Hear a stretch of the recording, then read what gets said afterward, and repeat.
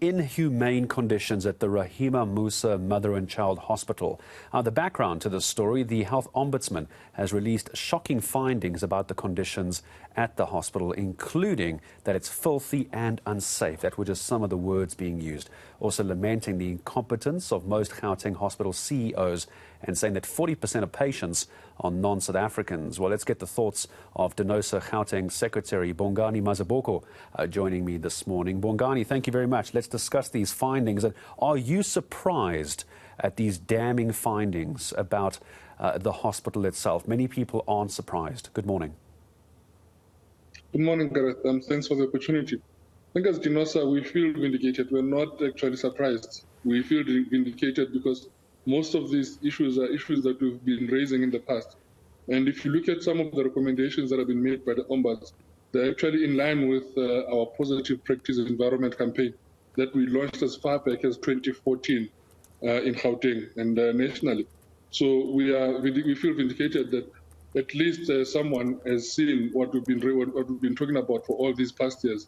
And it's about time that hopefully, with the recommendations now coming from the Ombudsman, the department will take them seriously and see that there's improvement in our hospitals.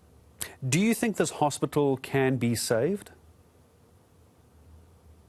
There is hope with willingness from the department and all stakeholders working together.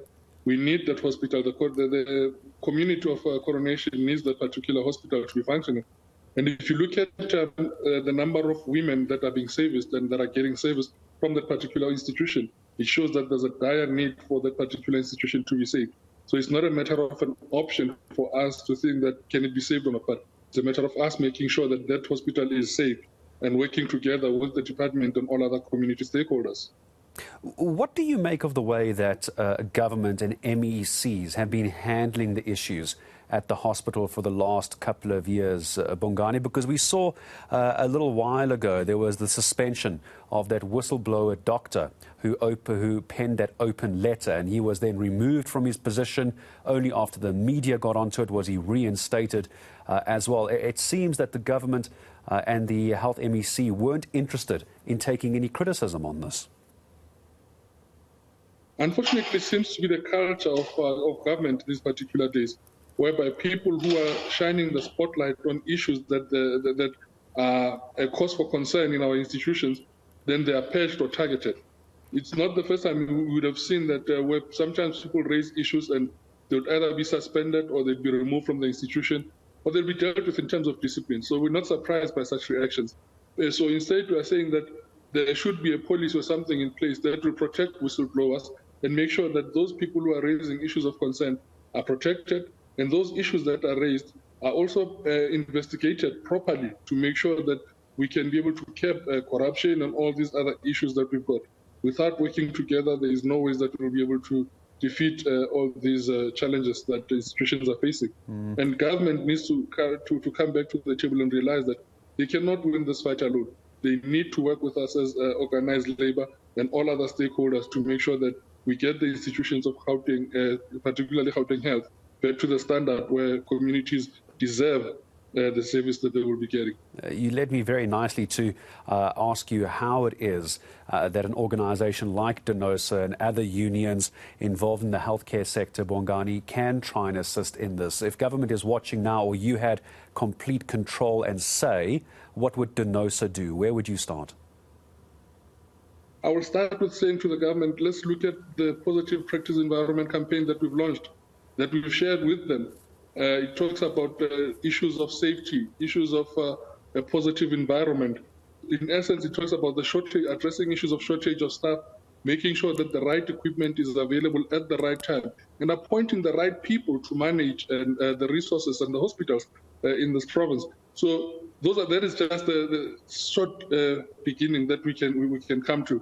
But there is a lot more that we can say that will contribute in making sure that the healthcare system of this country and in this province is improved. Help me understand. I know that it's been called dirty and filthy, and the word dangerous even being used to describe the Rahima Moosa Hospital. Is it open at the moment? Is it still continuing to serve the community, or after this finding, has it been closed down? So just clarify that for me, Bongani. And if it is still open, to your mind, as Denosa, should it still be open in this condition? It is still open, unfortunately, Gareth. And as I said, there is a dire need for the hospital to continue functioning. I know that the MEC had highlighted that they've started implementing some of the recommendations and their own recommendations as well. So we have seen some of the things, like we know that the previous CEO who was spoken of in the report has been transferred. Now, we want to say that the challenges are still ongoing. The number of women who are there to get service is much more than what can be catered for. So we've made this recommendation previously that there needs to be they need to open. There's the Rodiport Hospital, Discoverers Hospital. It needs to be made into a fully fledged hospital instead of just a CHC, and then that will alleviate the pressure from Rahima Moosa Hospital. And all the other challenges in terms of safety and equipment, there needs to be improvement. And they need to work together with DIT to see what are the low-hanging fruits that the MEC was talking about, because we need to make sure that the community is the one that is not going to suffer. If the community suffers, that becomes unacceptable. We already know that some of the people who are working there are not able to cope. So we need to also avail to them employee wellness programs and things like that to make sure that they are able to give the services to the community. Bongani, just the last question briefly, if you could. There's calls for the CEO, Dr. Mkabayi, to be removed from the position. Is that enough? What would Denosa like to see happen to the CEO? Well, from the recommendations that the Ombudsman made, he did mention that the CEO needs help, support from the investigations that they've made. So in terms of discipline, we'll put it at the department's door, because discipline is the employer's prerogative and responsibility.